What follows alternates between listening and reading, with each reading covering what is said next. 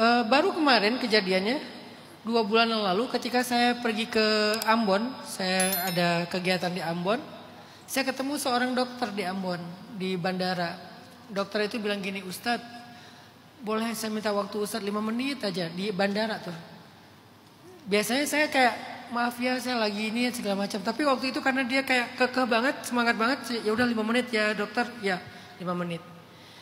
Dia bilang, Ustadz saya mau menyampaikan pesan dari Rasulullah untuk Ustadz. Kaget kan saya, astagfirullahaladzim. Dapat pesan dari Rasulullah, saya ada salah besar apa nih? Kan gitu kan, kaget. Bukan GR, wah wali banget saya. Saya memang wali murid. Saya nggak sekeren itulah, orang biasa. Cuman pas dia bilang saya dapat pesan dari Rasulullah untuk Ustadz, makanya saya pengen sampaikan. Akhirnya saya, ya udah Pak, silakan dokter. Tadinya saya udah nggak pengen lama-lama. Ada pesan apa dari Rasulullah untuk saya? Gimana cara dokter dapat pesan itu? Dia bilang gini, Ustadz bulan tahun 2022 Desember umroh enggak? Oh ya umroh saya. Ustadz tanggal 7 atau 8 ada di Madinah enggak? Oh bentar saya cek dulu foto-fotonya. Kan di foto itu ada tanggalnya kan? Saya cek foto lama waktu umroh. Oh ya nih tanggal 8 saya di Madinah. Nah, Ustadz kalau tahajud di Masjid Nabawi tempat favoritnya di mana? Saya bilang di belakang Raudhah. Karena kalau di Raudhah tuh enggak bisa lama-lama kan? Diusir, paling cuma sholat sunnah beberapa rakaat udah pergi. Kalau pengen lama-lama semalaman di belakang Raudhah, biar agak suasana Raudhah tapi di belakangnya.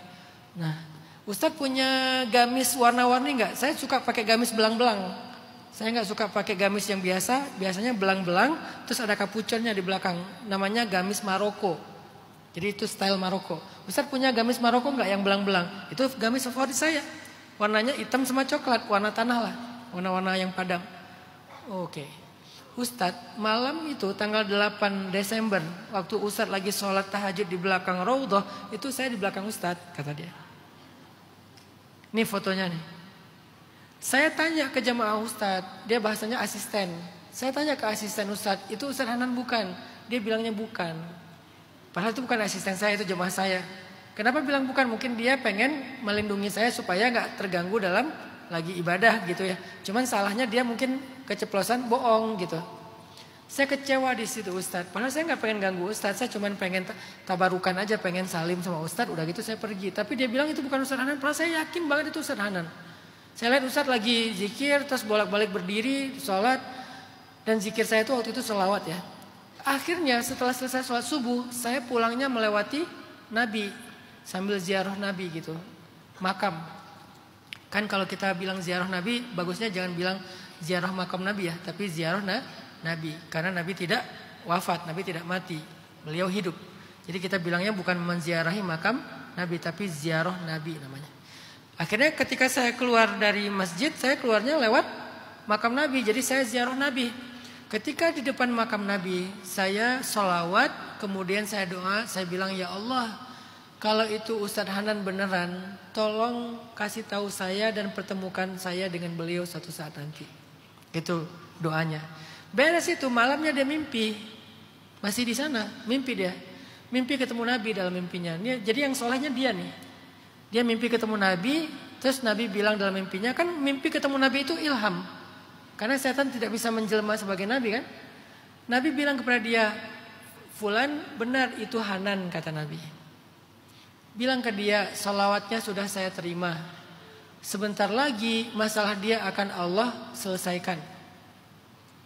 Kamu akan ketemu dengan dia suatu saat nanti. Udah. Ada satu pesan lagi yang saya gak bisa share ke publik. Oke. Setelah itu dia sangat senang karena benar saya yang dia mimpikan. Tinggal satu lagi dia akan ketemu dengan saya. Entah kapan itu. Ternyata ketemunya setahun kemudian, baru kemarin saya ketemu dengan dia di bandara dan dia sampaikan amanah itu. Baru saya tahu ternyata bulan Desember saya umroh, bulan Mei, Juni masalah saya selesai dan Allah kasih banyak kejutan. Itu memang udah Nabi sampaikan di dalam mimpinya dokter tadi, dokter yang soleh itu. Sebentar lagi sholawatnya udah saya terima, sebentar lagi masalahnya akan selesai. Disitulah saya belajar keajaiban sholawat luar biasa. Kalau dulu saya tahu itu ketika ketemu dokter itu bahwa masalah saya akan selesai, mungkin saya udah jadi orang yang kayak santai-santai aja ya, nggak mau ikhtiar lagi ya. Sengaja Allah takdirkan saya ketemu dokter itu setelah masalah saya udah selesai. Saya tinggal ngambil pelajarannya aja. Coba kalau saya tahu nanti masalah saya akan selesai sebentar lagi nih, ya udah saya santai aja. Tapi karena saya nggak tahu, saya ikhtiar semaksimal mungkin.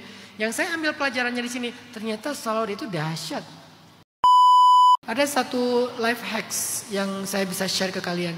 Kalau kalian pengen kehidupan kalian ajaib, coba baca doa-doa ajaib yang dibaca oleh orang sebelum kita. Apa doanya Yunus? Baca. Maka keajaiban Yunus akan kita dapatkan. Masalah Yunus apa? Masalah Yunus itu adalah terkurung di dalam 3 kegelapan.